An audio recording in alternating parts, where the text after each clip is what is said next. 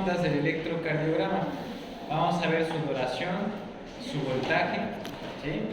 Ya saben lo que expresan. Ayer estuvimos hablando qué vector produce cada onda, ¿sí? Y por ende qué es lo que representa cada onda sobre la actividad del corazón. Vamos a volver a este esquema que les había puesto, y con este esquema vamos a ir analizando las características de cada una de las ondas, ¿ok? La primera onda que vamos a analizar es la onda P. ¿Sale? La onda P presenta las siguientes características normales que deben evaluar, ¿sale? Toda onda P debe tener una amplitud máxima de 2.5 milímetros, ¿sí? Ahora, ¿por qué estamos dando la amplitud en milímetros y no en milivoltios? Pues porque ocupando la regla que habíamos visto con anterioridad, ustedes pueden convertir los milímetros en milivoltios, ¿sale? ¿A cuántos milivoltios equivaldrían los 2.5 milímetros que estamos comentando? ¿A cuánto sería? ¿Qué dicen? ¿A cuántos milivoltios equivaldrían los 2.5 milímetros? A 0.25 milivoltios, exactamente, porque acuérdense que por un milímetro era 0.1 milivoltios. Entonces el voltaje máximo que se considera normal para la onda P es de 0.25 milivoltios, o lo que sería equivalente a 25 milímetros de altitud, ¿sale? Ahora bien, en cuanto a la duración debe ir como máximo hasta los 0.12 segundos, ¿sí? ¿Cuánto sería 0.12 segundos en milisegundos?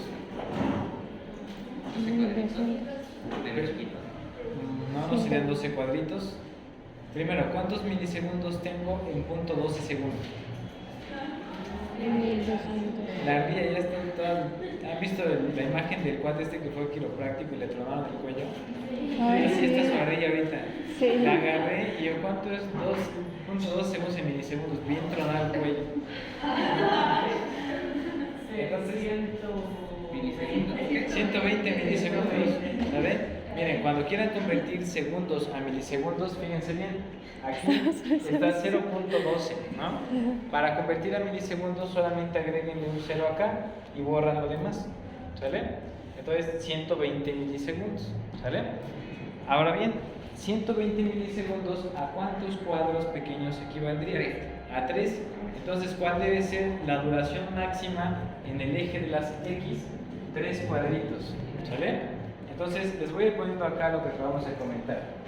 En cuanto a la altitud, no debe ser mayor de 2.5 milímetros. Entonces, si nosotros trazamos una línea de lado a lado, esta altitud no debe ser mayor a los 2.5. Y la duración de la onda no debe ser mayor a 3 cuadritos o a 120 milisegundos, ¿sí? Más adelante, cuando veamos las alteraciones de las ondas P, vamos a ver qué puede significar que la onda mida más de 2.5 milímetros hacia arriba o que mida más de 3 cuadros de longitud, ¿sale? Por ahora solo recuerden los valores normales, apréndanlos bien, y cuando lleguemos a la patología ya van a asociar las alteraciones de los valores, ¿sale? Muy bien. ¿Dudas con la amplitud o duración de la onda P? ¿No? Los cuadros son los grandes. Los chiquitos, ¿sale? Los chiquitos, ¿sí? Aquí vamos a tomar como referencia los cuadros pequeños, ¿sale? Muy bien. Ahora, en cuanto a la onda Q, vamos a ver que la onda Q también tiene una amplitud y una duración específica. Observen que la amplitud de la onda Q debe ser normalmente menor a 2 milímetros. ¿De cuánto sería su voltaje si debe ser menor de 2 milímetros? A 20. Menos de 20. Punto 20. 0.2, ¿no? Menos de 0.2 milivoltios, ¿vale? Ahora bien, vean que la duración no debe ser más de ¿cuántos milisegundos?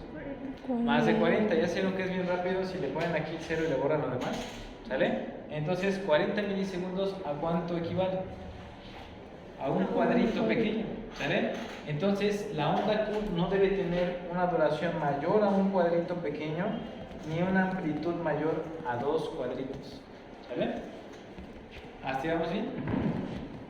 Bueno, ahora, vean, la onda Q es una onda que no se presenta en todas las derivaciones. solamente va a ser normal encontrarla en D1, en ABL, en B5 y en B6, ¿sale?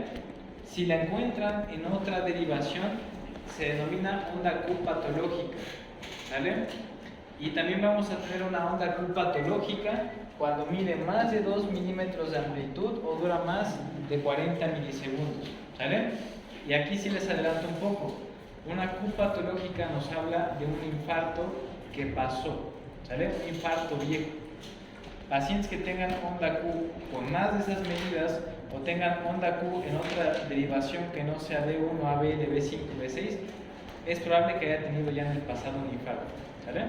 ¿Y por qué se registra hasta apenas? O sea, en el momento de hacer el electrocardio. Porque normalmente queda una cicatriz en el miocardio infartado. Esa cicatriz altera la conducción y hace que se presente la onda Q, ¿sale? Muy bien.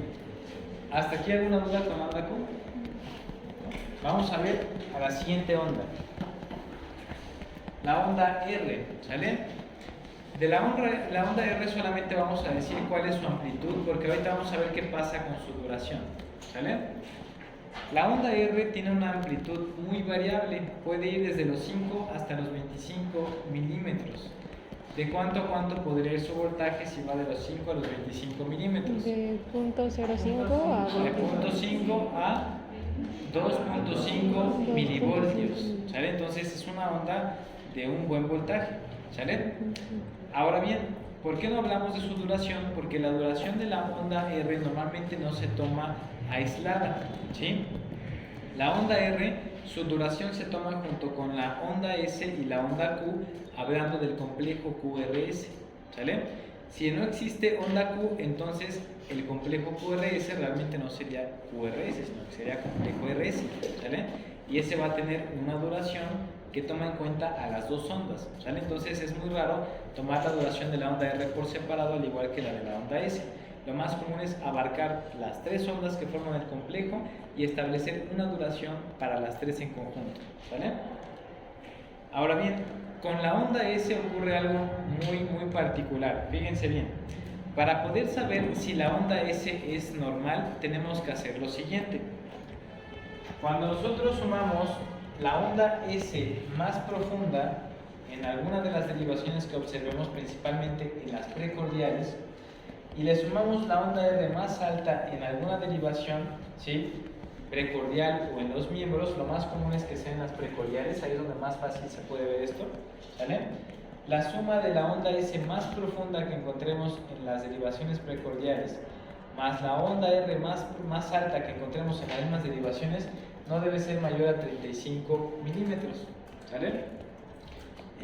Normalmente en las precordiales, y si ocupan las de las extremidades no debe ser mayor a 25 milímetros, ¿sale? Vamos a poner un ejemplo. Supongamos que ocupo D2, ¿sí? Y esa D2, ¿de qué sería? ¿De las extremidades o precordial? De las De extremidades. las extremidades. Y si ocupo B6, ¿de cuál sería? De precordiales. Precordiales. Vamos a suponer que en D2 la onda S mide, ¿qué les gusta? 15 milímetros, ¿sale? Y la onda R en esa derivación mide 25, ¿sí? Y acá vamos a tener que la onda R en B6 mide 15 milímetros y la onda S va a medir 10, ¿sale? Entonces aquí serán los valores de la onda S y de la onda R, ¿ok? Vamos a ver la regla que les acabo de comentar. Permítanme 30. Bueno. Hola, doctora. No, termino ahorita. De hecho, termino a las 3.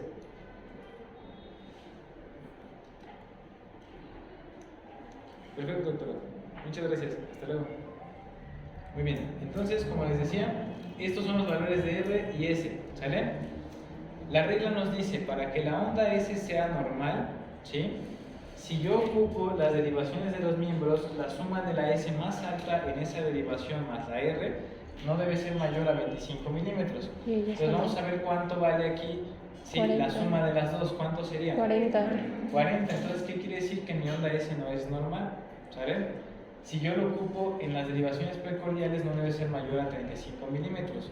Si yo tengo una suma mayor a 35 tampoco es normal, ¿sale? Más adelante vamos a ver qué significa eso, tiene que ver con el crecimiento de cavidades, ¿sale? Pero la onda S no tiene un valor establecido, normalmente tenemos que ver su valor ocupando estas reglas relacionándolas con la onda R, ¿sale? Igual eso lo vamos a practicar cuando veamos crecimiento de cavidades, ¿ok? Muy bien. La siguiente onda que vamos a ver es la onda T. La onda T también tiene algo particular porque no tenemos igual un valor completamente establecido, ¿sale? Normalmente la onda T debe tener un tamaño que no debe sobrepasar el 50% de la amplitud del complejo QRS, ¿sale? Entonces, si se dan cuenta, tampoco hay como un valor definido. ¿Cuál va a ser nuestra referencia? El complejo QRS. Igual que con la onda S, no hay un valor definido. Nuestra referencia es compararla con R en algunas derivaciones, ¿sale? Déjame conectar esto.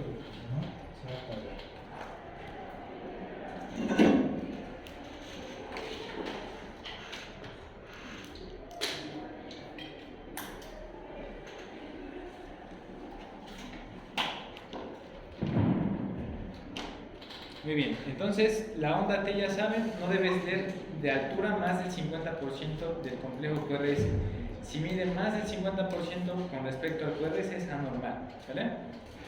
Ahora bien, fíjense aquí, la duración del complejo QRS normalmente debe ir desde los 80 hasta los 120 milisegundos.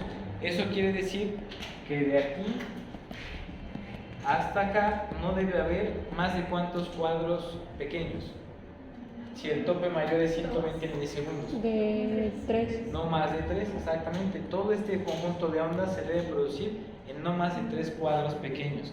Si se producen más de 3 cuadros pequeños, tenemos anomalías en la despolarización del corazón, ¿sale?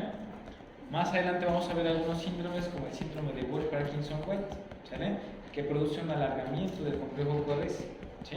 Entonces, diferentes alteraciones van a manifestarse cuando el complejo dura más o también cuando dura menos, aunque es muy raro encontrar alteraciones donde el complejo dure menos, casi todas se enfocan a una mayor duración, ¿sale? Muy bien, entonces ya tenemos ahí los datos típicos con respecto a la onda P, la onda Q, R, S y T. La onda U es una onda particular porque la onda U no la vamos a encontrar siempre, esta depende de la frecuencia cardíaca. La onda U la vamos a encontrar con mayor frecuencia en personas que tengan frecuencia cardíaca por debajo de 65 latidos por minuto, ¿sale? Y como la mayoría de las personas anda por arriba de esa frecuencia, entonces es raro llegarla a encontrar, ¿sale? También podemos encontrar la onda U cuando hay alteraciones hidroelectrolíticas, principalmente alteraciones que tienen que ver con el potasio. Eso lo vamos a ver más adelante, ¿sale? Entonces recuerden que es una onda que no siempre se presenta, depende de la frecuencia o depende de si hay alteraciones con algunos electrolitos.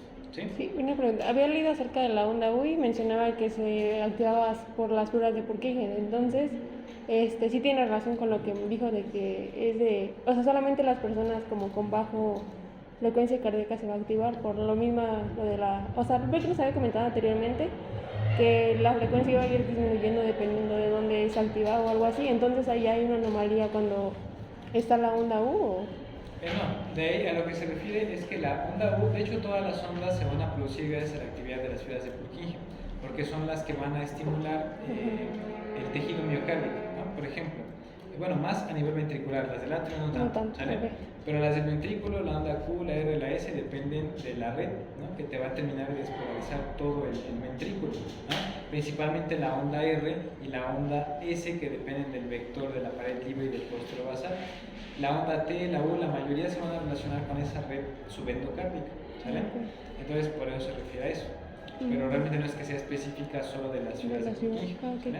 Depende más de la frecuencia con la que no sinusal se despolariza, porque con esa frecuencia la red de Purkinje va a estar estimulando al tejido ventricular, ¿vale? Bueno, pero esa onda, lo importante que deben saber de ella es, no es totalmente normal, ¿sí? Se puede presentar en patologías relacionadas con electrolitos, se puede presentar cuando una persona tiene baja frecuencia cardíaca, ¿sale? Pero normalmente no se encuentra porque pocas personas tienen una frecuencia tan baja, ¿sale?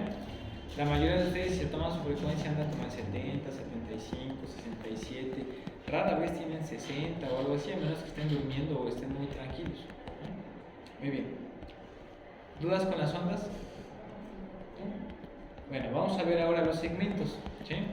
El primer segmento que vamos a ver es el segmento PQ. ¿Se acuerdan que habíamos dicho que ese segmento va a ser variable porque no siempre tenemos onda Q? Y ahora ya saben en qué derivaciones hay ondas Q y en cuáles no, ¿sale? Entonces en las derivaciones donde no hay onda Q, pues no vamos a tener segmento PQ. Ahí, ¿cómo se va a llamar? Se va a llamar segmento PR, ¿sale? ¿Por qué? Porque vamos a llegar directamente del final de la onda P al inicio de la onda R, sin tener una onda Q, ¿sale? Entonces, ese segmento PQ o PR, dependiendo de qué derivación vean, va a tener las siguientes características. Normalmente tiene una duración de 120 a 200 milisegundos, ¿sale? Ese segmento PQ realmente lo vamos a considerar más que el segmento todo el intervalo, ¿sale? En electrocardiografía es mejor si ustedes consideran esa medición de 120 a 200 milisegundos como tal en el intervalo, ¿sale? Es mucho más fácil evaluar la duración en el intervalo que solo en el segmento, ¿ok? Ahora bien, si ustedes tienen variaciones en la duración del intervalo, ¿sí? Eso nos va a hablar de que hay un bloqueo en la conducción del estímulo desde el atrio hacia el ventrículo, ¿sale? Desde una vez les comento, acostúmbrense más a no usar tanto el segmento, sino más el intervalo, ¿sale? Cuando les pongan casos clínicos de electro, a lo que se van a enfocar en los casos es al intervalo, casi nadie usa el segmento, ¿sale? Porque el segmento es mucho menos específico de la conducción del atrio hacia el ventrículo. Lo que nos va a servir más es el intervalo, ¿va? Y estas medidas se las vamos a adjudicar más al intervalo que al segmento, ¿ok? Entonces, si yo tengo un intervalo PR que tiene un alargamiento, quiere decir que hay un bloqueo en la conducción del estímulo desde el atrio hacia el ventrículo, ¿sale? Si yo tengo un acortamiento, quiere decir que el que está produciendo la estimulación no es el nodo sinusal, sino un foco ectópico en el tejido muscular del atrio, ¿sale? Esas son cuestiones un poco más complejas, no las vamos a ver en el diagnóstico patológico, lo van a ver hasta que lleguen a cardiología, pero a lo que quiero que puedan llegar es a que cuando hay alteraciones del intervalo, hay alteraciones de la conducción, ¿sale? Ese es el resumen o la conclusión general. La conducción de dónde a dónde, de atrios a ventrículos, pasando por el nodo AB, ¿sale? ¿Han escuchado de los bloqueos AB? ¿Sí? Los bloqueos atrioventriculares. Bueno, esos se diagnostican viendo la longitud del intervalo PQ, ¿sale? O PER. Ay, me regresé, pero... Bueno, vamos a poner una vez todos para que sea más fácil, ¿sale? Entonces, fíjense, en cuanto al segmento ST, del segmento ST lo que tienen que conocer es lo siguiente. El segmento ST normalmente se considera anormal cuando en lugar de encontrarse isoeléctrico tiene una depresión o tiene una elevación, ¿sale? Normalmente se considera que es anormal una depresión del segmento ST que es mayor o igual a 0.5 milímetros en cualquier derivación, y se considera normal toda elevación del ST mayor a 1 milímetro, ¿sí? Entonces fíjense, lo normal es que esté, por decirlo de alguna manera, en el cero, ¿no? Si tenemos 1 milímetro por arriba de elevación del ST, eso es anormal. Y si tenemos una depresión igual o mayor a medio milímetro, también se considera anormal, ¿sale? Eso lo vamos a usar más adelante cuando vamos al diagnóstico de lesión del miocardio secundaria a una isquemia, ¿sale? O en el infarto agudo al miocardio, ahí es donde vamos a tener los supradesniveles o los infradesniveles del ST, ¿sale? Muy bien.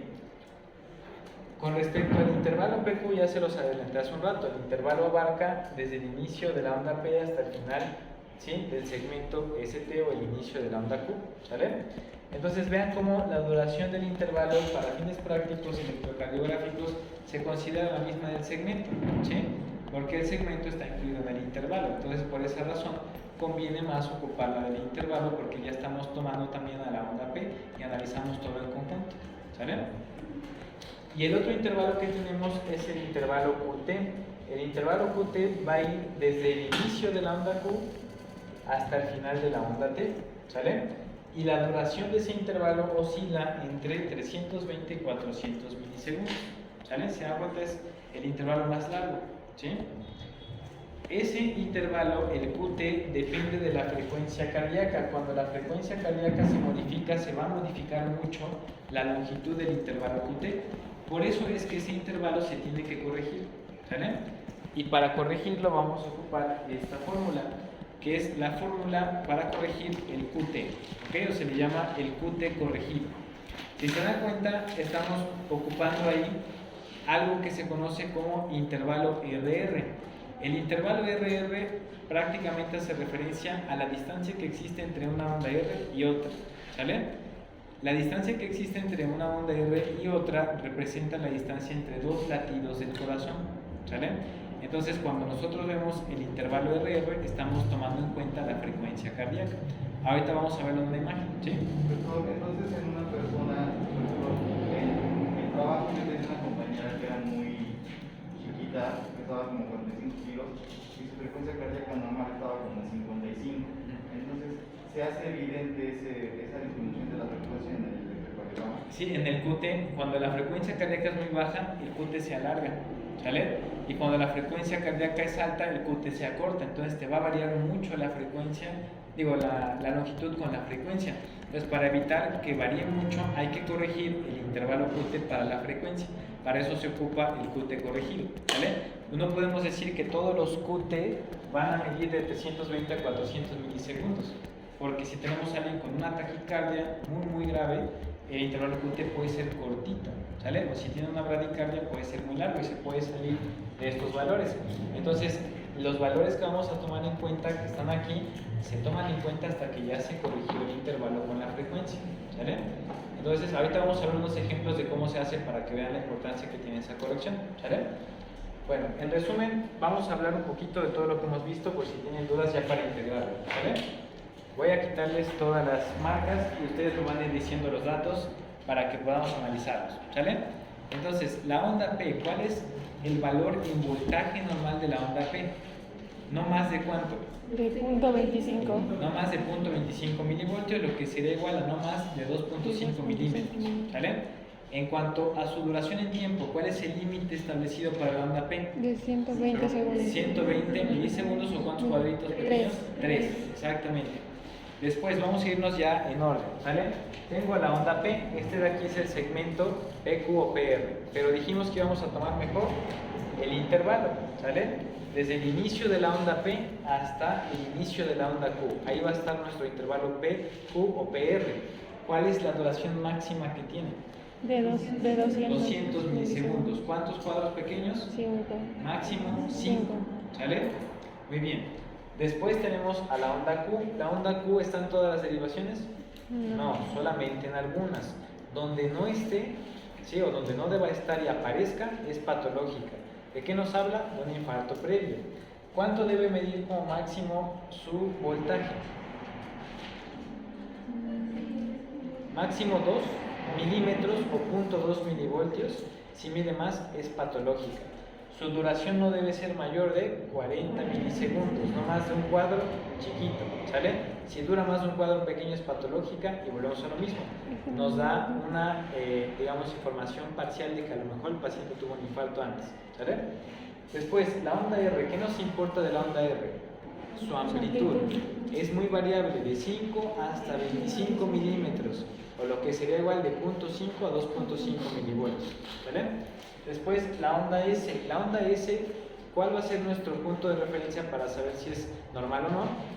La comparación con la onda R, ¿sale? En las precordiales, ¿cuánto no debe ser mayor la suma? ¿Más de cuánto? 35. Y en las de las extremidades, 25. ¿Vale? Después viene el segmento ST. El segmento ST va a ser anormal cuando esté muy elevado o muy deprimido. Deprimido, ¿a partir de cuánto se considera normal? Más de 0.5 milímetros, ¿vale? O igual a 0.5 milímetros. Por arriba, ¿cuánto era el valor de corte? 1. 1, ¿sale? 1 milímetro. Después, la onda T, ¿cómo sé si es normal? ¿Cuál es el porcentaje que no debe superar con respecto a la onda R? No mayor al 50%. Si yo viera una onda T así, eso ya es anormal. Está superándome el 50% de la onda R que estoy observando, ¿sale? Después tenemos al intervalo QT, ¿sale? Porque ya vimos aquí a la onda T. ¿El QT de dónde va? Desde el inicio de la onda Q hasta el final de la onda T. ¿Cuánto debe medir normalmente? Como máximo. 400 milisegundos, pero ¿aplica para todos? No, ¿qué hay que hacer? Corregirlo con la fórmula que vamos a ver en un momento. Ya que se corrigió, ahora sí se ve si entra dentro de los valores que comentamos. ¿Vale?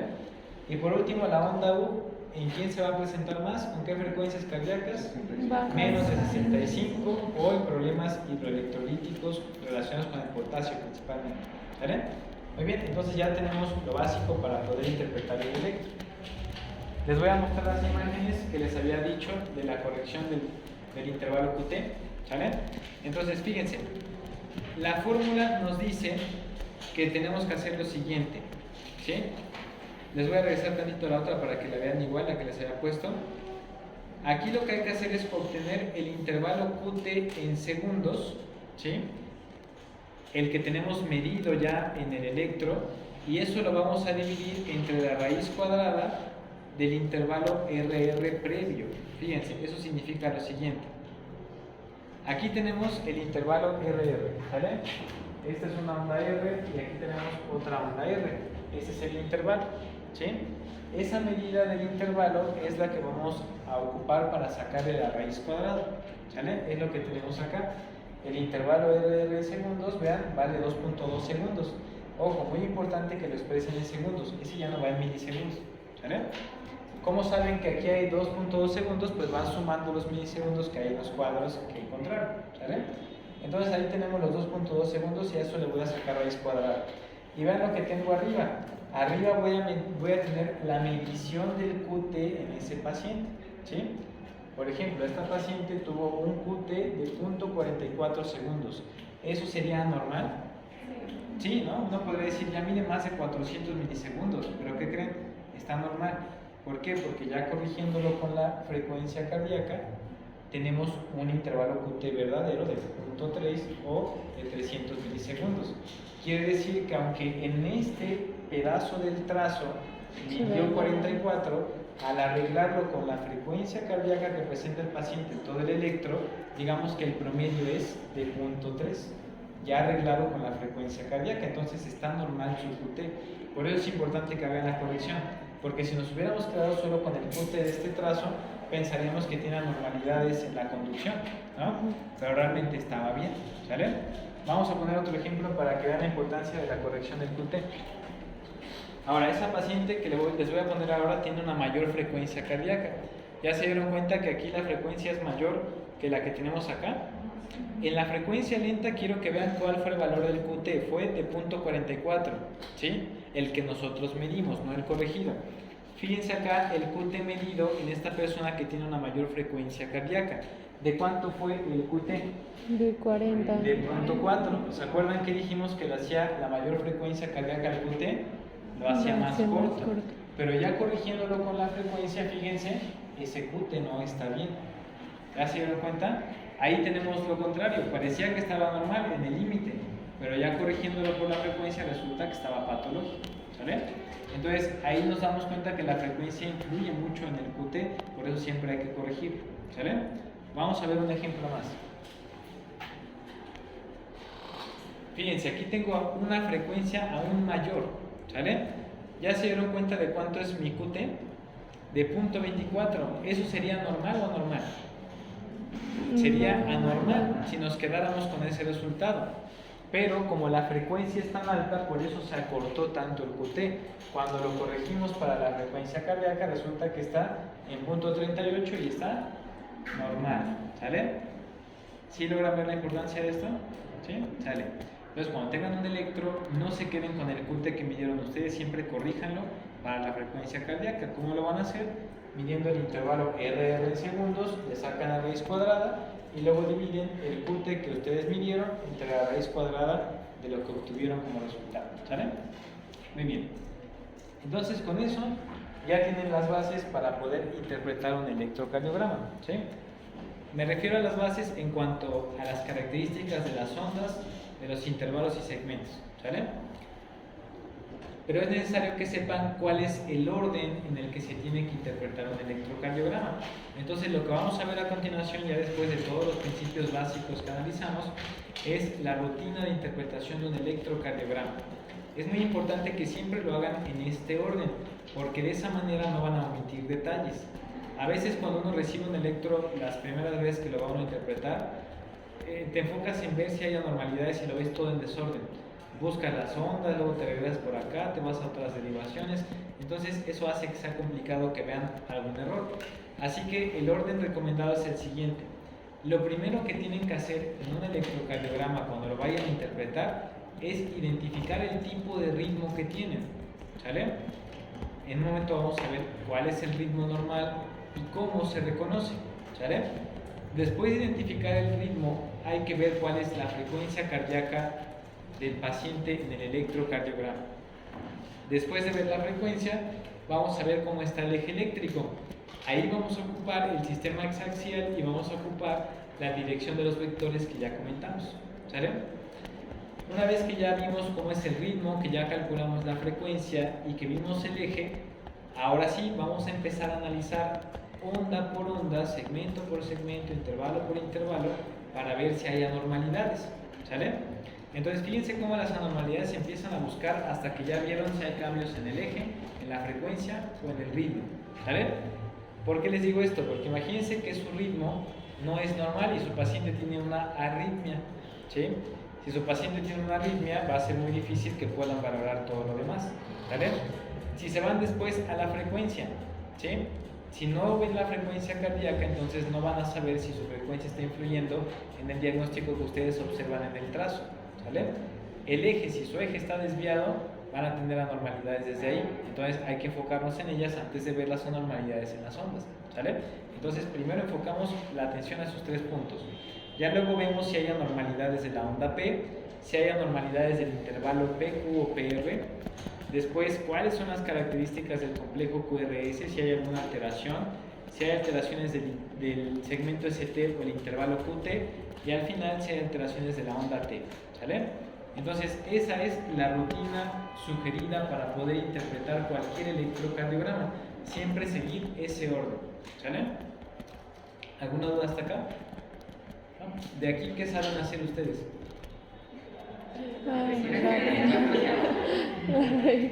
Realmente no saben hacer nada todavía. Les hago esta pregunta porque vamos a ver punto por punto cómo se hace cada cosa, ¿vale? Y ya se les dan. Muy bien. Entonces vamos a ver primero el ritmo, ¿sí? ¿Cómo se identifica el ritmo? En ese orden vamos a ir viendo todo lo demás. Cuando empecemos ya con las características de la onda P, ahí vamos a empezar con el electropatológico, ¿vale? Los tres primeros puntos se pueden ver igual en el electro normal o en el patológico, ¿sale? Entonces, el ritmo. Primero necesitan saber cuál es el ritmo normal del corazón. El ritmo normal es el ritmo sinusal. ¿Por qué? Porque es el nodo sinusal el que normalmente establece la frecuencia con la que se despolariza el corazón, ¿sale? Ahora bien, ya que saben que el ritmo sinusal es el ritmo normal, necesitamos saber cuáles son los criterios electrocardiográficos para saber si mi paciente tiene un ritmo sinusal, ¿sale? Antes de que veamos esos criterios, ¿cuál es alguno que se les ocurre que pueda ser un criterio para saber que hay ritmo sinusal? ¿Qué dicen? ¿Qué podrían ver en su electro para saber si su paciente tiene ritmo sinusal? Con base en lo que ya hemos estudiado, ¿qué características puede tener ese ritmo? Si viene del nodo sinusal. ¿La de qué? La frecuencia, ¿sale? Si tiene de 60 a 100, es un ritmo sinusal, ¿sale? Ya ahorita que veamos cómo calcular frecuencia, ahí ya van a poder corroborar, ¿sale? Pero básicamente en el electrocardiograma sabemos que mi paciente tiene un ritmo sinusal cuando presenta lo siguiente. Toda onda P precede a un complejo QRS, ¿sale? Si tengo un complejo QRS y antes no hubo una onda P, eso no es un ritmo sinusal, ¿sale? Es otro tipo de ritmo, otra estructura del sistema de conducción está tomando la batuta, pero no es el sinusal, ¿sale? Para que sea el sinusal, siempre el complejo QRS debe estar precedido de una onda P, ¿sale? También es importante que la onda P sea igual morfológicamente en cada uno de los ciclos que vemos en el electrocardiograma, ¿sí? No es normal que en un ciclo mi onda P sea así y en el siguiente sea así y luego sea así, ¿sale? Siempre debe tener la misma morfología en todos los trazos, ¿sale? Otro criterio es que la onda P, para que el ritmo sea sinusal, siempre debe ser positiva en D2 y debe ser negativa en ABR. Eso ya lo explicamos, ¿se acuerdan? En los ejemplos que pusimos vimos por qué la onda P era negativa en ABR y positiva en D2. Si ustedes ven eso siempre, es un ritmo sinusal, ¿vale?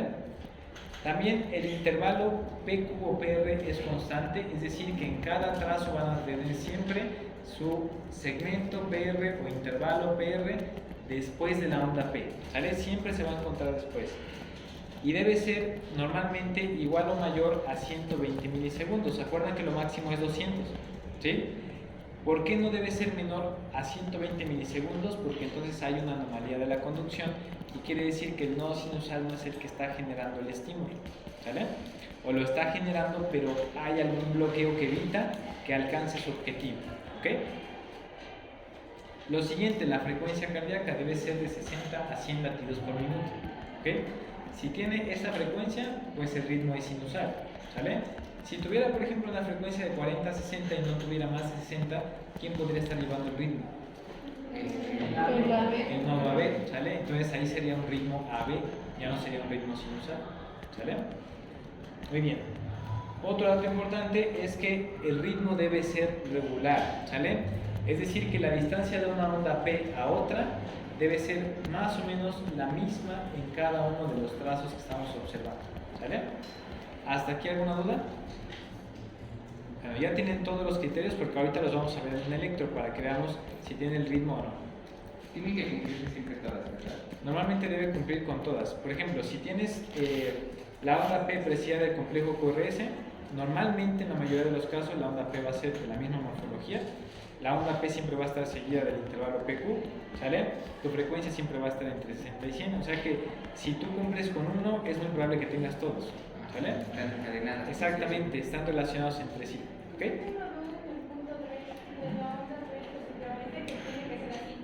Exactamente, la onda P positiva es que la curva está hacia arriba y la onda P negativa que está hacia abajo, ¿vale?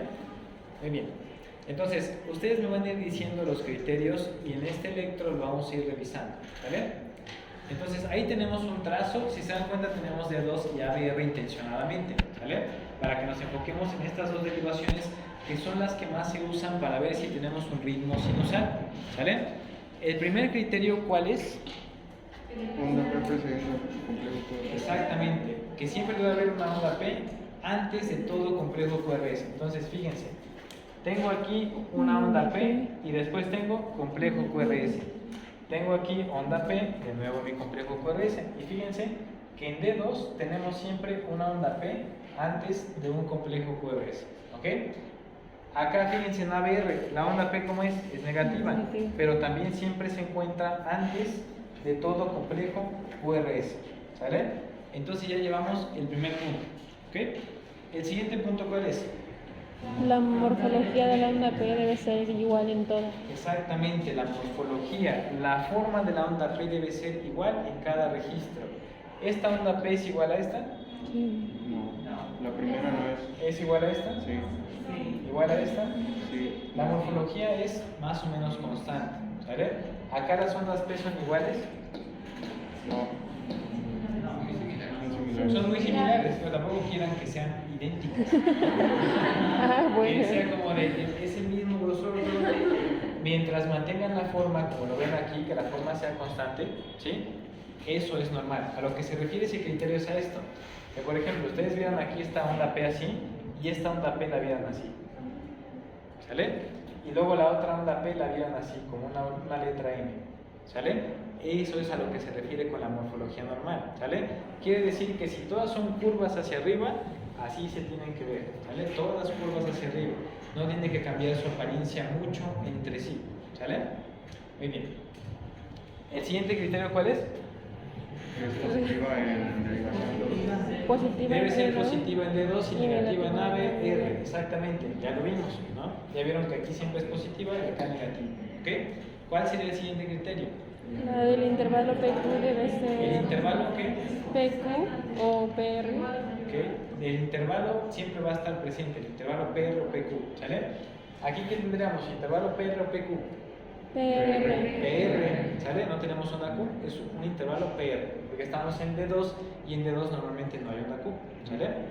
Entonces vamos a ver cuánto mide el intervalo, ¿sale? Fíjense bien, aquí tenemos el inicio de la onda P, vamos a marcarlo aquí, ¿sale? Para que sea más fácil para ustedes ahorita por práctica, vamos a buscar una onda P que coincida exactamente con una línea, ¿sale? A ver, esta más o menos, aquí, ¿sale? Vean, ahí comienza mi onda P, justo donde tengo este punto. ¿Y dónde termina el intervalo PR en este caso? Donde empieza la onda R, ¿sale? ¿Cuántos cuadritos tenemos desde donde empieza la onda P a donde empieza la onda R?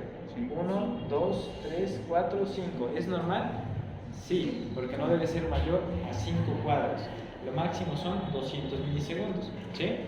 Vamos a ver cuánto mide el siguiente intervalo PR acá, ¿sale? Aquí está la onda R y aquí tengo a la onda P. Mide 1, 2, 3, 4. Aquí está midiendo 160, ¿sale? De hecho un poquito más porque aquí me adelanté. El inicio está por aquí, ¿sale? Vean, ahí está. Como me mete la sombra, no veo bien si está ahí. Por ahí, ¿sale? Está como a la mitad del cuadrito, ¿sí? Entonces estaría midiendo como unos 180 milisegundos. Es normal que tengan variaciones ligeras en el intervalo PR, ¿sale? Lo que no es normal es que uno mida 100, el otro mida 200, el otro 50, que sean cambios bruscos, ¿sale? Vamos a ver cuánto mide acá. Miren, aquí la onda P empieza acá y termina aquí el intervalo. Ahí tenemos un total de 1, 2, 3, 4, 5. Aquí ya se alargó un poquito más, ¿sale? Entonces, si se dan cuenta en el electro, cumplimos casi con todos los criterios. El que ahorita no se ha cumplido muy bien es el del PR, ¿sale? En cuanto a su longitud, pero siempre es constante, quiere decir que siempre se presenta, ¿sale? Aquí tengo un intervalo PR, aquí tengo otro intervalo PR, es decir, que siempre lo tengo en todos los trazos, ¿sale? Si está en todos los trazos, el ritmo es sinusal, ¿sale? Si se alarga un poquito, hay que ver si ese alargamiento es constante en varias de las ondas que tenemos, ¿sale? En el electro hay algo que se llama D2 largo. El D2 largo es un trazo enfocado en D2 que abarca varios segundos. El D2 largo nos ayuda a ver si hay justamente muchas irregularidades frecuentes a lo largo del tiempo. Si tenemos como aquí una irregularidad aislada, no es representativo, ¿sale? Necesita ver más irregularidades. Hay ciertos patrones de irregularidades que vamos a ver en los bloqueos que si se presentan, ahí sí no es normal, ¿sale? Pero aquí este estuvo en 180, este estuvo en 200, la variación es normal. Este se nos prolongó un poquito, pero mientras sea solo ese y los demás sean normales, entonces no tenemos algo patológicamente representativo, ¿sale? ¿Cuál sería el siguiente criterio? La frecuencia cardíaca. La frecuencia cardíaca de 60 a 100. Ahorita vamos a ver cómo se calcula la frecuencia cardíaca. Les voy a decir cuánto tiene esta paciente. Este paciente tiene un poquito más de 60, ¿sale? Les voy a adelantar un poquito de lo que pueden hacer para calcular la frecuencia. Ahorita les explico por qué. Van a dividir 1500, ¿sale? Entre el número de cuadritos chiquitos que tienen entre una onda R y la otra. Fíjense bien. Aquí tenemos 1, 2, 3, 4, 5, 10, 15, 20, 21, 22, 23, 24. ¿Cuánto es 1500 entre 24? 62.5, ¿ya vieron? De ojo les dije, tiene un poquito más de 60, ¿sale? Tiene 62.5 exactamente, ¿ok? Entonces, esa es una técnica que ahorita les digo de dónde sale, pero si dividen 1500 entre el número de cuadros que hay de una onda R a la otra, van a sacar la frecuencia de volado, ¿sale? Y va a ser el valor exacto de frecuencia cardíaca. Si se dieron cuenta, salió hasta con decimales, ¿sale? En pocas palabras, este paciente tiene 62, ¿está entre 60 y 100? Sí, entonces tenemos otro dato, ¿ok? ¿Cuál sería nuestro siguiente parámetro?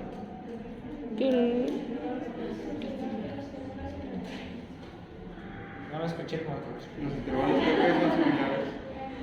es lo que decíamos, ¿no? Los intervalos PR van a ser semejantes entre sí, ¿sale?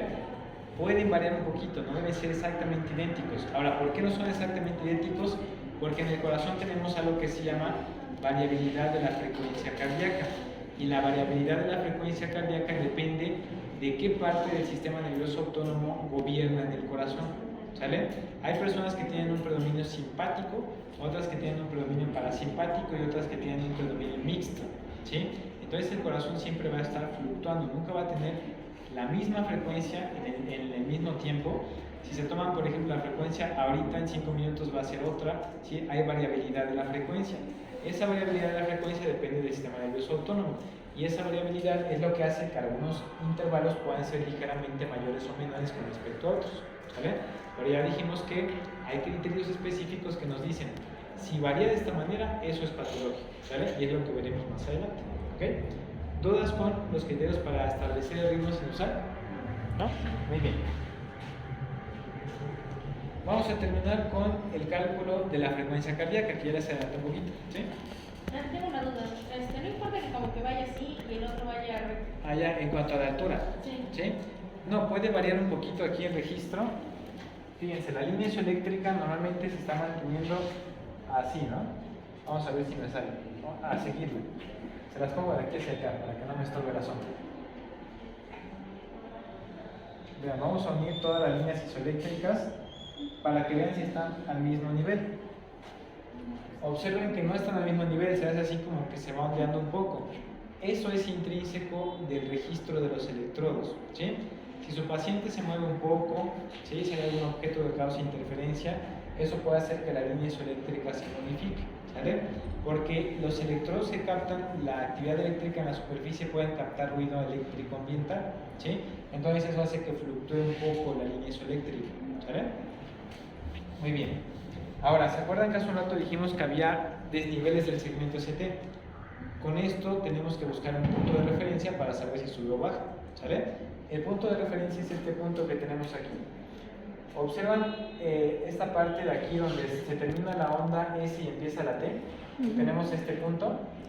A ese punto se le llama punto J, ¿sale? Entonces, con respecto al punto J, ahí vamos a medir los supra o los infradesniveles del ST, ¿sale? Eso lo vamos a averiguar más adelante en la patología, pero necesitan saber que eso se llama punto J y es lo que sirve de referencia para saber si está elevado o está deprimido, ¿sale? Porque la línea isoeléctrica les puede variar un poco por el registro, ¿sale? Miren, ahora vamos al cálculo de la frecuencia. En la frecuencia cardíaca vamos a explicar de dónde sale esa técnica de 1500 entre el número de cuadritos, ¿sí? Para que puedan ocuparlo, pero si les preguntan cómo lo hicieron, sepan explicar, ¿sale? Entonces, fíjense, habíamos dicho que la velocidad con la que corre el papel en el electrocardiógrafo es de 25 milímetros por segundo, ¿sale? Es decir, que en cada segundo el papel recorre 25 cuadritos porque el papel está milimetrado, ¿sí? Ahora bien, si multiplicamos los 25 cuadritos que recorre el papel en un segundo por los 60 segundos que tenemos en un minuto, de ahí salen los 1500, ¿sale? Es decir que en un minuto, ¿cuántos cuadritos pequeños vamos a tener? 1500, ¿sale? Entonces, si yo tengo 1500 cuadritos en un minuto, lo que tengo que hacer es dividir esos 1500 entre el número de cuadritos que hay entre una onda R y otra, porque cada onda R me dice que estoy teniendo un latido del corazón, en pocas palabras, ¿sale? Entonces, cuando yo divido los 1500 cuadritos que obtengo con esta regla entre el número de cuadritos que tengo entre una onda R y otra, eso me dice cuál es la frecuencia cardíaca por minuto, ¿sale? De los 1500 sale de multiplicar la velocidad del papel por los segundos que tiene un minuto, ¿sale? Entonces, cuando ya sabemos de dónde salen los 1500, lo único que hay que hacer para calcular la frecuencia con rapidez es eso, dividir 1500 entre el número de cuadritos chiquitos que hay entre una onda R y otra, ¿sale? Hay otra forma de hacerlo que en lo personal a mí no me gusta mucho porque es muy tardada, pero se las comparto por si les queda mejor, ¿vale? Entonces, vean, ahí está lo que les decía, 1500 entre el número de cuadritos entre las dos R's y les da la frecuencia por minuto, ¿sale? La otra técnica es visual. Se dieron cuenta que hace un rato les dije que a ojo tenía más o menos un poquito más de 60. Eso lo saqué con esta regla, pero si se dan cuenta es más imprecisa, ¿sale? La regla dice lo siguiente, observen. Cuando ustedes tengan las líneas de los cuadros gruesos, ¿se acuerdan que un cuadro grueso tiene 5 milímetros? ¿Sí? Cada línea, entre línea y línea, ustedes pueden hacer esta regla. La primera línea que yo elijo, que coincide con una onda R, le voy a dar un valor de 300 latidos por minuto, ¿sale? A la siguiente le voy a dar un valor de 150, luego 100, 75, 60 y 50, ¿sí? Ahora, ¿por qué se establece esa regla? Fíjense bien. Si yo tengo 1500, ¿sí? 1500 entre 300, ¿a cuánto les da? Les da 5, ¿no? ¿Por qué 5? Porque son los primeros 5 cuadritos que yo tengo entre una onda R y la siguiente, ¿sale? Entonces, el fundamento de esta técnica es, encuentro dos ondas R que coincidan con la línea gruesa de un cuadro grande, ¿sale? Si mis dos ondas R tienen entre sí una distancia de un cuadro grande, la frecuencia es de 300, ¿sí? ¿Por qué? Porque es lo mismo decir 1500 entre los 5 cuadritos que tengo, ¿sale? Los 1500 entre 5 cuadritos me da 300, ¿sale? ¿Cuánto es 1500 entre 10 cuadritos? 150. ¿Cuánto es 1500 entre 15 cuadritos? 100. Entonces se dan cuenta que podemos ocupar esa regla de 1500 y establecer valores de referencia en las líneas gruesas que tenemos, ¿sale? Aquí, por ejemplo, mis ondas R tenían entre sí una distancia de un cuadro grande, por eso tiene 300 de frecuencia. Pero si ahora lo cambio y la distancia entre mis ondas R es de 10 cuadritos, ¿ya se dieron cuenta de cuánto será la frecuencia? De 150. Y si ahora la distancia es de 3 cuadritos, es de 100, ¿sale? Entonces, también ocupando esta regla, a ojo ustedes podrán decir, bueno, tiene 5 cuadros grandes entre una y otra, ¿cuánto sería la distancia? Un cuadro, 2, 3, 4, 5 cuadros grandes es de 60, ¿sale? Es un poco aproximada, no va a ser exacta, la exacta es con la de 1500 entre el número de cuadritos, ¿sale? Muy bien, vamos a ver un ejercicio antes de terminar para que se lo lleven en mente, ¿ok? Bueno, aquí les pongo esta tablita por si quieren copiarla, es la regla que les comentaba hace un rato, ¿sale? Con esta reglita pueden hacer también el cálculo de la frecuencia, ¿sale?